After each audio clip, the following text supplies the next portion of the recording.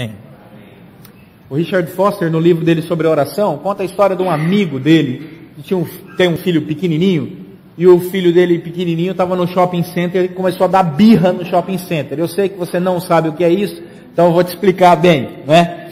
A criança começa a se contorcer, a gritar, não quero, não vou, né, e tal. E aí o Foster conta que o amigo dele começou a perder a paciência com aquela criança dando birra, filho dele, ele sozinho, só ele e o filho. E parece que nós homens temos um problema, que os filhos só dão para o trabalho quando as mães não estão perto, né? E nesse caso foi uma coisa muito evidente.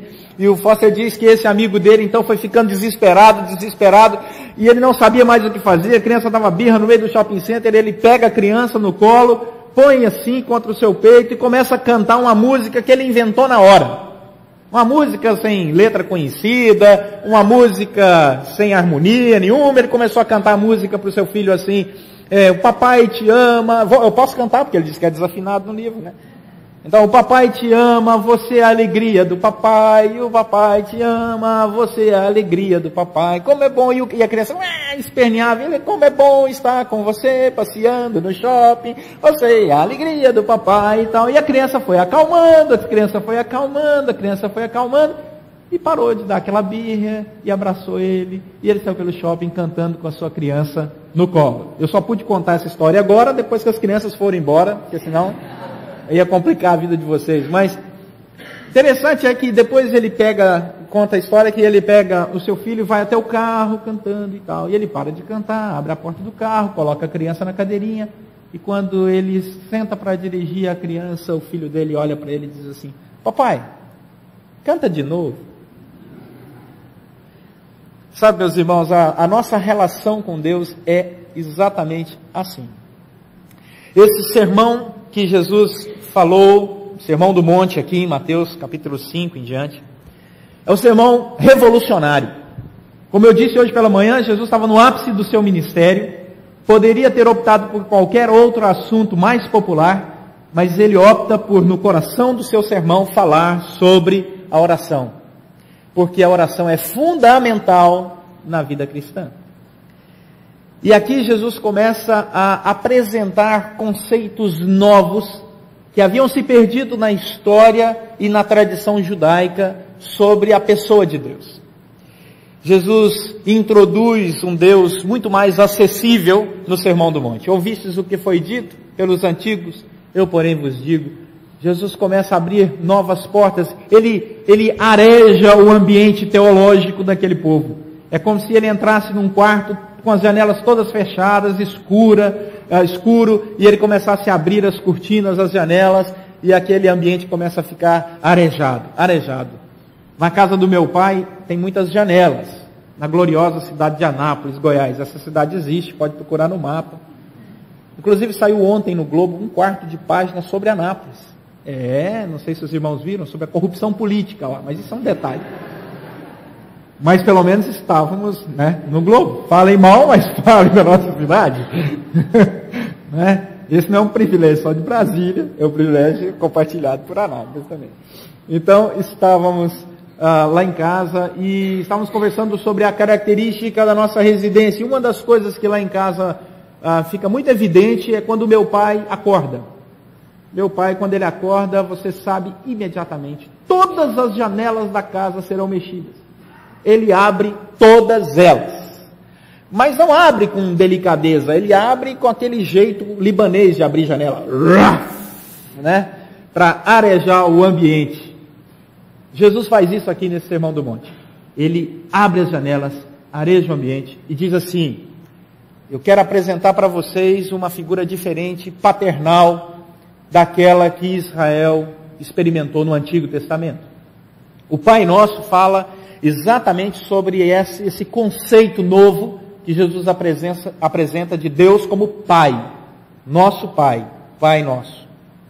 O Tim Keller, dando uma palestra, falou esplendidamente bem sobre 2 caminhos para a salvação. Tim Keller é pastor da Igreja Presbiteriana em Manhattan, Nova York. Ele disse que as pessoas podem escolher 2 caminhos para salvar a sua alma, mas só um é o verdadeiro. Uma das escolhas do ser humano é tentar ser o seu próprio salvador. Ele vai determinar a sua conduta, a sua religiosidade, ele se declara autossuficiente para viver sem Deus, Deus é só uma referência distante, ou às vezes nem referência é, e o Tim Keller diz que, via de regra, você encontra muitas pessoas fazendo esse tipo de opção. Não, eu não quero nada com Deus, eu vou construir a minha história.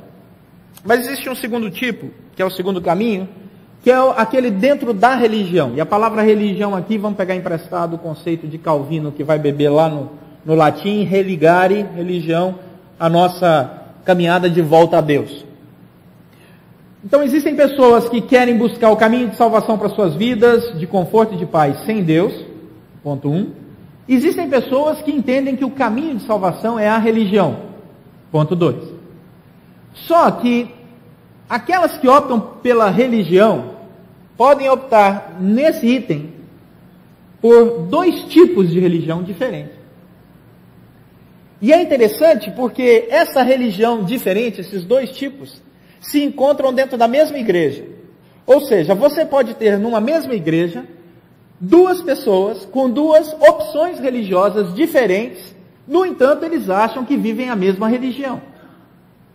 A primeira opção, a primeira forma de religião é aquela em que o indivíduo diz assim: eu obedeço, logo sou salvo. E a segunda é aquela pessoa que diz assim: porque fui salvo, pela graça de Deus, mediante a obra de Cristo Jesus, eu obedeço. Percebam que a diferença é mínima.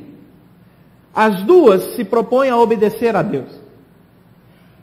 Esses 2 segmentos querem amar a Deus, esses 2 segmentos querem obedecer a palavra do Senhor, os mandamentos de Deus, ajudar as pessoas necessitadas, fazem oração, louvam a Deus, cantam louvores, consagram seu dízimo e oferta, estão sentados no mesmo banco, na mesma igreja, mas o princípio deles é diferente. O primeiro diz assim: Deus é duro, eu preciso obedecer os seus mandamentos, seguir tudo aquilo que está proposto por Ele, para que eu possa ser salvo, para que eu possa receber as bênçãos de Deus. O segundo diz: eu agradeço a Deus, porque em Cristo Jesus Ele me deu a salvação, e por isso, por amor a Ele, uma resposta de gratidão a Ele, eu vou obedecê-lo. E é interessante porque quando você olha o Antigo Testamento, você vê que Deus propõe exatamente esse segundo tipo. Ou seja, Deus se propõe a se relacionar com o povo depois da salvação. Vamos pensar no povo do Egito. O povo do Egito primeiro foi liberto da escravidão do Egito e depois recebeu os 10 mandamentos. Não é o contrário. Quando você lê o Antigo Testamento, você não encontra o caminho inverso. Deus não deu os 10 mandamentos para o povo de Israel lá no Egito e disse assim: olha, eu estou dando 10 mandamentos, sei que a vida de vocês não está fácil, mas se vocês cumprirem aí, sei lá, os 7, 8 mandamentos, eu posso libertar vocês aqui da escravidão do Egito. Não, Deus não fez isso.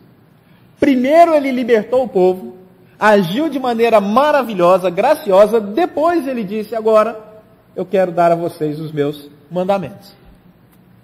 Existe uma inversão de polo bem interessante. Jesus, quando Ele apresenta aqui Deus como Pai, Ele inverte todo o conceito que aquele povo tinha de um Deus distante, de um Deus não relacional, de um Deus autoritário, de um Deus que exigia detalhadamente um rigoroso proceder religioso. E Ele diz assim: eu quero dar a vocês um Deus que se relaciona, que é familiar, que ama falar conosco. Vocês não devem orar como os hipócritas, Jesus falou aqui em Mateus. Eles estão preocupados com o que os outros pensam sobre eles.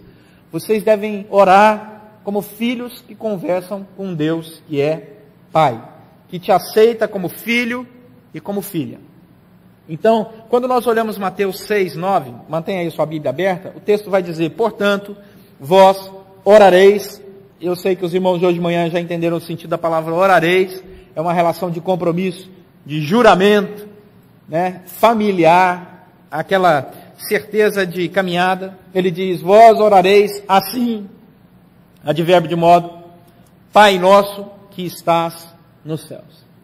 A primeira coisa que nós precisamos entender nessa proposta de Jesus para nos relacionarmos com Deus amoroso, que já nos salvou mediante a graça libertadora de Jesus Cristo e que propõe uma caminhada conosco apenas em gratidão, em paz, em amor e sinceridade, é que Ele se revela desde o Antigo Testamento com todo o seu poder, mas agora não apenas com todo o seu poder, mas também com todo o seu amor, porque lá em João vai dizer que Deus amou o mundo de tal maneira que deu o seu Filho unigênito para que todo aquele que nele crê não pereça, mas tenha vida eterna. Então é só no Novo Testamento que você vai ter a plenitude do tempo da revelação de Deus. Eclesiastes, vamos lá dar uma andada na Bíblia, meus irmãos. Eclesiastes, capítulo 5, versículo 2. Tem Salmos, Provérbios e depois Eclesiastes. Salmo é mais fácil encontrar, depois de Salmo vem Provérbios, depois Provérbios vem Eclesiastes. Eclesiastes capítulo 5, versículo 2, diz assim, não te precipites com tua boca, nem o teu coração se apresse a pronunciar palavra alguma diante de Deus, porque Deus está nos céus e tu na terra, portanto, sejam poucas as tuas palavras. Esse texto foi escrito por um presbiteriano.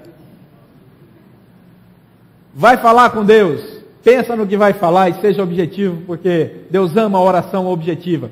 Eu já disse aqui uma vez para os irmãos que na igreja nós temos orações que são bastante interessantes. Nós temos a oração daquele irmão que começa a orar e ora 5 minutos, e a igreja está orando com ele, daí a pouco ele começa a orar 10 minutos, e a igreja começa a orar por ele. Oh Deus, dá sabedoria ao irmão. 10 minutos de oração, e aí ele passa 15, 20 minutos e a igreja começa a orar contra ele. Senhor, derruba esse lustre na cabeça do irmão, para que ele pare de orar. Conta essa história que o Dr. Martin Lloyd Jones, na capela de Westminster, em Londres, nos idos da década de 70, 1970, pediu uma criança para orar, e a criança começou a orar e orou 5, 10, 15, 20 minutos. E o Dr. Lloyd Jones desceu, pôs a mão no ombro dele, bateu assim e disse assim, meu filho, eu sei, Deus já te escutou, pode parar. Nós entramos na presença de Deus reconhecendo quem é Deus e onde Ele está. O Pai Nosso faz isso conosco. Deus é Pai e Deus está nos céus. Isaías capítulo 66, anda um pouquinho para frente aí. Isaías capítulo 66, o verso 1. Isaías 66, verso 1 diz assim, assim diz o Senhor, o céu é o meu trono, e a terra o estrado dos meus pés. Que casa me edificareis vós, e qual é o lugar do meu repouso? O céu é o meu trono, e a terra o estrado dos meus pés. Eis que esse Deus lá do Antigo Testamento, que está nos céus, todo-poderoso, e que o povo do Antigo Testamento olhava com tamanho tremor e temor, de repente é apresentado por Cristo Jesus no Sermão do Monte, não como um Deus que se deslocou. Deus não deixou de ser Deus. Jesus Cristo não diz assim, olha, o Deus que estava nos céus, agora está andando aqui ao nosso lado. Ele poderia dizê-lo em sua própria pessoa, quando Filipe pergunta para ele, não esse, o outro, né? Mostra-nos o Pai, a Betinha pegou, mostra-nos o Pai, né? E Jesus diz assim, para ele, quem vê a mim, vê ao Pai. Essa relação poderia ser dita em Cristo Jesus, mas Ele não faz. Ele diz assim, aquele Deus lá dos céus do Antigo Testamento, continua no céu.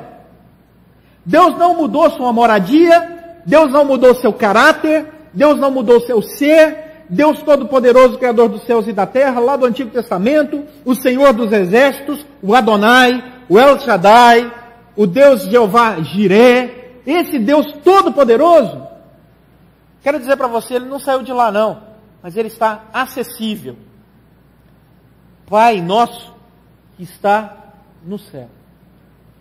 E é interessante porque, ao falar nosso, Jesus abre os nossos relacionamentos familiares e diz que nós não somos filhos únicos. Não é meu pai que está nos céus, eu não sou filho único, mas é Pai nosso.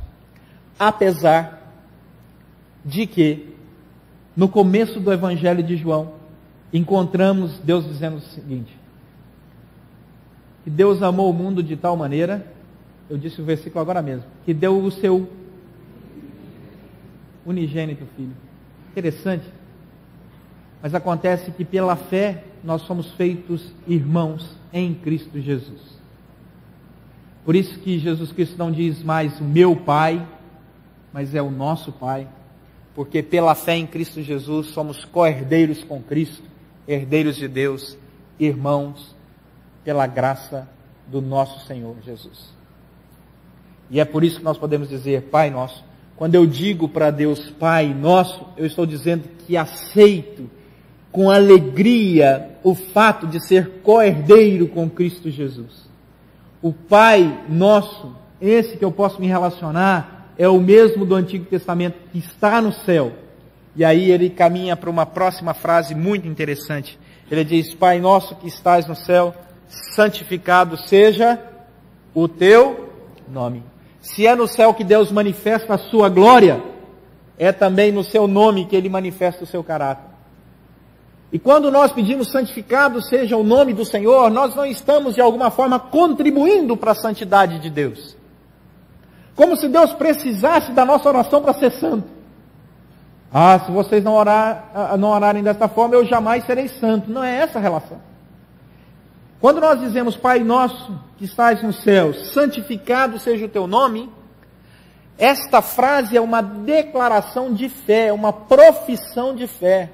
Eu sei que tu és santo, eu reconheço tua santidade, eu reconheço tua exclusividade, eu reconheço que tu és um ser separado de mim. O que eu estou dizendo, antes de fazer qualquer petição minha, é que eu sei quem tu és, eu sei a minha relação contigo por causa de Jesus Cristo, eu sei que o Senhor está nos céus e continua reinando soberanamente lá, e eu sei que o Senhor é santo, separado, puro. Eu me aproximo do Senhor com total reverência. Eu me aproximo de Deus com total reverência e louvor. Eu me aproximo diante do meu Deus, me curvo diante dele, me ajoelho diante dele com minha alma e digo assim: Senhor, eu sei quem tu és. Eu declaro aqui que eu não sou nada perante o Senhor. Mas, por outro lado, eu quero te louvar, porque essa subordinação minha contigo só existe por causa de Jesus Cristo. Essa minha relação só tem sentido porque eu entendo a obra de Jesus Cristo. Salmo 46, vamos lá, Salmo 46, verso 10. Salmo 46, verso 10 diz assim: que a partir do momento em que o salmista reconhece quem é Deus, que Deus é refúgio e fortaleza, que Deus é o socorro bem presente na tribulação. Por isso, versículo 2 do Salmo 46, eu não tenho medo de absolutamente nada, mesmo que a terra se transtorne.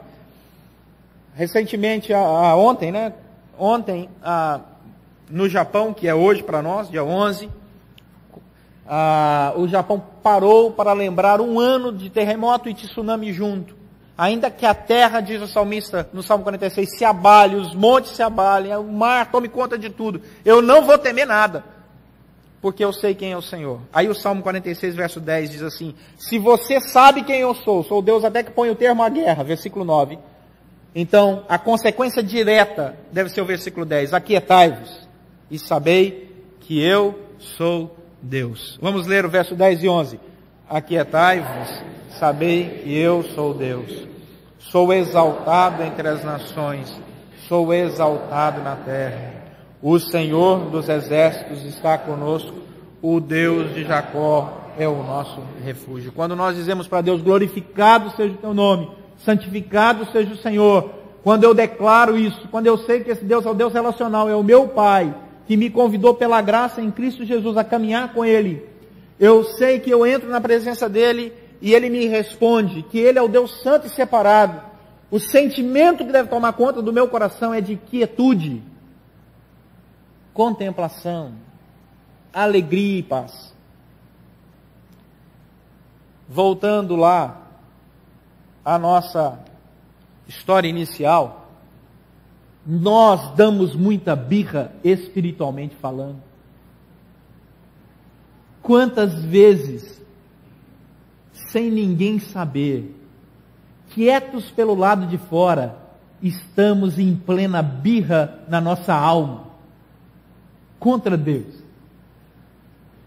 Quantas vezes Deus ouve os nossos gemidos, os nossos choros, a nossa inquietude. Nós não conseguimos ficar quietos, porque nós estamos ansiosos, agitados de um lado para o outro, queremos respostas, Senhor, queremos respostas. Por fora é bela viola, mas por dentro, esse pão, meu irmão, está puro fermento, em ebulição. Nós estamos assim agitados, birras existenciais.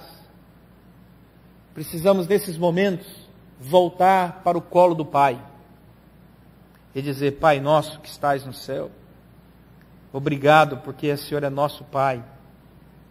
Santificado antes de qualquer coisa, eu declaro quem Tu és, seja o Teu nome. E nós ainda vamos meditar um pouco sobre o nome de Deus, Hashem, a glória de Deus. É uma palavra muito pesada na expressão hebraica. Santificado seja o Senhor. E o Senhor diz assim: vem aqui, acalme-se. E nós, ouvindo a voz de Deus, do Deus que é Pai, vamos nos acalmar. E vamos até pedir para Ele: canta mais, Senhor. Canta mais. Porque eu achava que religião era algo que eu construía sozinho e esse caminho não deu certo. Eu achava que religião era uma série de normas para alcançar a bênção do Senhor. Mas agora, com o teu canto, com o teu ser, aqui na tua casa, assentado à mesa contigo, eu quero dizer que reconheço que nada sou, é a obra de Cristo em mim. E por causa disso, e por essa tremenda gratidão que tenho no meu coração, eu quero dizer que eu te reconheço como meu Pai, nosso Pai que está nos céus, que é santificado. E quero oferecer a Ti minha obediência, minha quietude, e segui-lo na certeza de que o Senhor jamais me desamparará. Porque Ele é Pai. E pode ser o filho que for, mas Ele nunca deixará de ser filho. Que Deus assim nos abençoe. Vamos orar?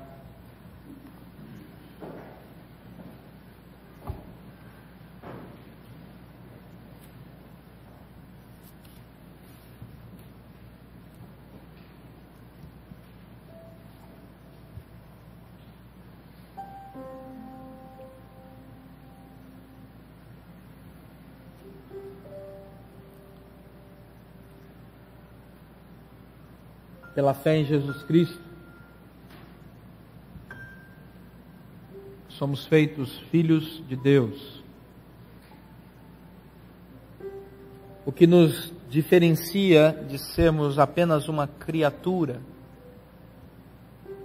é a graça de Deus. A palavra do Senhor diz que você foi adotado por Deus. Ele te escolheu. Antes que o seu pai e sua mãe tivesse o privilégio de pegar esse bebê no colo, Deus já te amava. Ele te amou, te chamou pelo nome e disse: tu és meu, tu és minha. Aquietai-vos e sabei que eu sou Deus. Deus que quer se relacionar. Deus que quer ouvir a tua oração. Deus que quer mostrar o caminho para você, onde você deve andar na sua vida emocional, profissional, familiar. Deus que não quer te ver dando cabeçadas por aí, mas com os braços abertos, como o pai do filho pródigo espera no portão a volta do filho. Deus te chama e diz: vem aqui para esse abraço amigo, amoroso, paternal, que só eu posso dar. O homem pode procurar esse abraço em muitos lugares, mas nunca se satisfará. Diga para Deus: Deus, eu quero sentir o teu abraço paternal na minha jornada. O Senhor falando ao meu coração e trazendo quietude. Ore assim. Pai nosso que estais nos céus, eu reconheço que Tu és santo, santo e santo. Senhor nosso Deus e Pai, muito obrigado, porque apesar da nossa imperfeição e rebeldia, o Senhor nos ama e sempre nos chama a uma nova caminhada contigo. Que esse tempo seja hoje, que a hora seja agora, para a honra e glória do Senhor. Deus, que possamos sentir dia após dia a direção do Senhor, como Pai amoroso, sobre as nossas vidas, para a honra e glória do Teu próprio nome. Para que possamos compartilhar com as pessoas como é bom dizer do fundo da alma que Tu és nosso Pai, que está nos céus e que é santificado pelo Teu próprio nome. Oramos agradecidos, pedimos a Tua bênção sobre todos nós e cada família aqui representada nessa noite, em nome de Jesus Cristo, nosso Senhor e Salvador. Amém.